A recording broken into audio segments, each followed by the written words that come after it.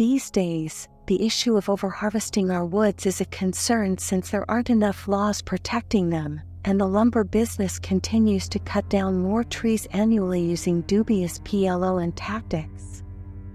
Permission has been granted to the lumber industry to cut trees in an old-growth area in the Oregon Cascades. There are numerous Native American myths about the forest, which may be the reason why there isn't even a trail through it. The forest is old and hasn't been touched by humans for generations.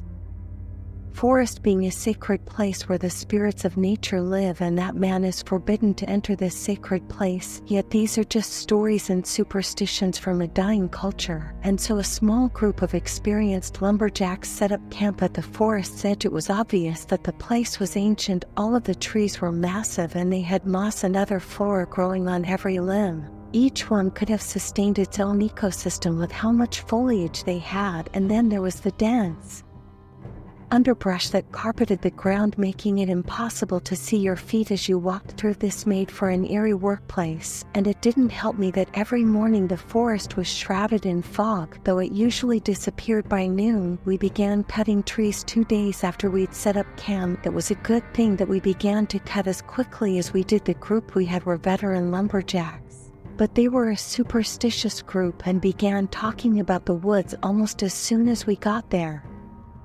Once we began cutting, they shifted their focus from superstition and law to the work at hand. We'd been cutting for 2 days without incident, and were well on our way to filling our quota when that night at dinner, we heard a knock at the door to the cook shack. This startled many because we were many miles away from any house, and no one was supposed to be here but us. We opened the door slowly to reveal a Native American man standing on the step. He looked as if he was a tribe elder. He had to have been about 70. He was wearing only leather pants and moccasins, very strange attire for full weather. His bare skin was a deep brown color, almost the color of tree bark, and due to the cracks all over his body it seems to be fitting. Then there was his hair. It had dreadlocks, which was very unusual considering his nationality. His voice was raspy and like he needed water. He asked us, "What are you doing in this sacred place?" We were given permission by the federal government to clear-cut this forest. I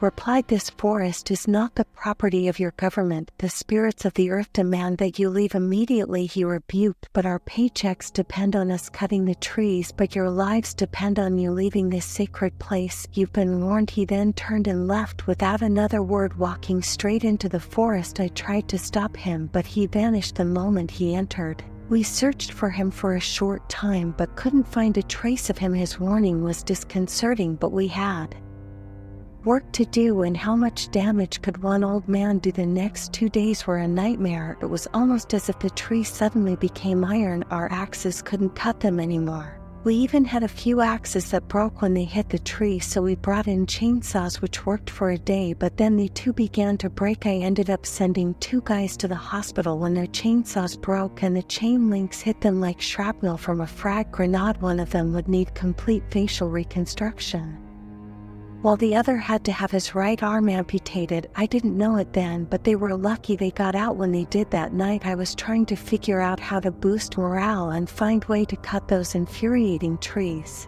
Then one of the crew burst into my office saying that the Indian man was in the forest watching the camp. I jumped out of my chair and ran out to confront him about being in the woods and spooking my men. When I got out there, I was 30 yards in front of him with the whole camp behind me. "I gave you plenty of time to leave, and now you will face the consequences." Now wait a minute. We spent the rest of the night searching for the second man who disappeared in the forest after going in after the old man. Neither of the 2 teams of men I sent into the forest found anything, so I yelled as he faded back into the forest, and 2 of my men followed him in. After about 5 minutes, one of them returned and said he couldn't find anyone. Decided to take the following day off in order to give the workers time to recuperate from their long and unsuccessful night. As I passed through the camp in the late afternoon, I heard the men accuse the forest of being cursed, and they began referring to the elderly man as the druid. I knew that there was nothing I could do to stop my men from talking, so I would have to accept this fact and try to find a way to boost their spirits before they began to overrun me. I decided I'd have to bring in heavy equipment to clear out the trees, so I made a few phone calls and got some bulldozers and other big rigs to be delivered out here that night. I informed my crew that the cavalry was coming in and that in a couple of days we'd be back on track. The crew was excited to hear this, and that raised morale drastically. We had dinner without incident, and for that time it seemed like things were going to turn around. After dinner we were all going back to our cabins when we noticed a young tree in the middle of the camp. All I could think of was, how is this possible? A tree can't just sprout up like this in a matter of an hour or two. As we approached, I started hearing the talk from this afternoon returning, most saying that the druid had grown this tree in our camp. All the small talk soon came to an end as we gathered around the tree. The small talk turned into prayers as we saw the worker that went missing the night before the tree had grown around and through him. His face was frozen in a contorted grimace of unimaginable pain. His arms and legs were encased in the wood of the tree, while 2 branches had burst through his chest and grown up to frame his face in their bark. We were all struck with shock and bewilderment as we witnessed his horrific death and pondered how this had happened. A tree can't just spring up out of nowhere, much less a living creature like this. Then there was the question of how it got into the middle of the camp. We hadn't heard anything, so it couldn't have happened there. It would have taken too long to move it here by hand, and there would have been human footprints on the ground, walking and digging, but the earth was unbroken, as if the tree had been here the whole time. We sat there staring at him for nearly an hour in silence from the shock before someone shuffled off to return with a can of gasoline and a lighter. To our surprise, he doused the tree in gasoline and then lit it on fire. We all watched it burn in silence for a time. Then many began to pray or sing hymns to a multitude of deities. When the tree was nothing but ash, we finally came out of our stupor. Almost my whole crew left right then, and I couldn't blame them. I would have left too if it didn't mean being crushed under gambling debts when I got back. The few that stayed were in the same boat as me, where if they returned they knew they would be damned, but if they stayed, who knew what was going to happen? In the small hours of the morning, and with a half a bottle of scotch, I decided I was done waiting on the druid. I was going to take the fight to him. I rallied the remaining workers, unarmed, everyone with axes, gasoline and lighters, and set out into the forest. It was nearly pitch black and the morning fog had begun to rise, making it nearly impossible to see farther than a foot in front of you. Disregarding these impairments, we went deeper into the forest. We were all on edge. We couldn't discern anything, and we jumped at every shadow and noise from the creaking wood. After about 20 minutes, and my wits somewhat returning, I decided it would be fruitless to search for the druid, and we'd have to lure him out, so I gave the order, boys, burn it to the ground. Many of them shouted their support as they began splashing the gasoline on everything around them. Soon all of our gas cans were empty, and we'd regrouped a short distance from the DST area. As one, we all lit our lighters and threw them into the saturated wood. With the moment the lighters hit the gas, the forest turned into a ball of fire, and in seconds was a raging inferno, spreading rapidly from branch to branch. I don't remember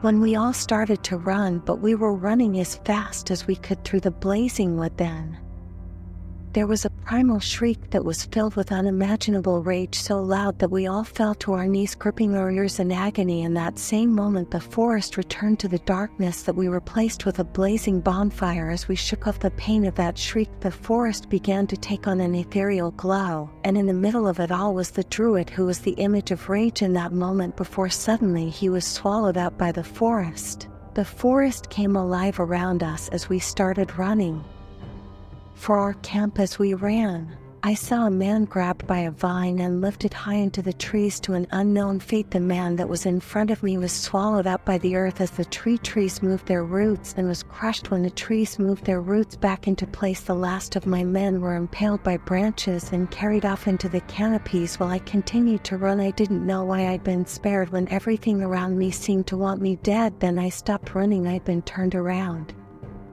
and when returns to the place we tried to burn, in the middle of the scorched earth was the druid sitting with his back to me. I pick up a stone on the ground, meaning to end this once and for all.